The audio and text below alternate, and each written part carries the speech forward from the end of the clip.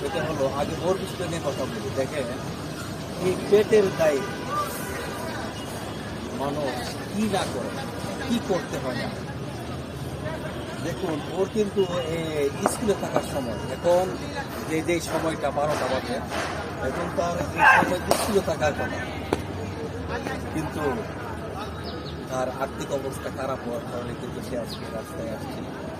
আপনার হাওয়াই মিঠাই, যেটা দেখেন আমরা ছোট সময় আমরা সবসময় খাইতাম, দেখতাম, খুব ভালো লাগতো।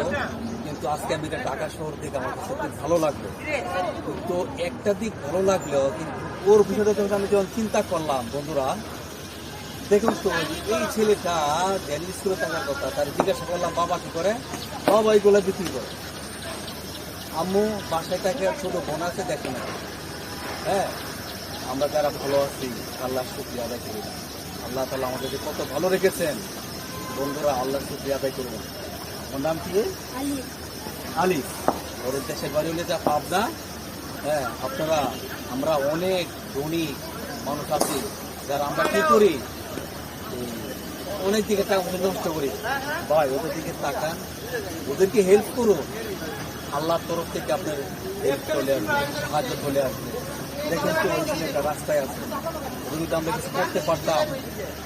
ওর মতন অনেক ছেলে আছে, ওদেরকে আপনারা হেল্প করুন। আপনাদের কাছে অনুরোধ, যারা বিত্তবান, টাকা পয়সা আছে, ওদের জন্য আপনারা মনটা একেবারে উজাড় করে দিন। আল্লাহ তাআলা আপনাদের জন্য উজাড় করে দিন ইনশাআল্লাহ। আল্লাহ হাফেজ।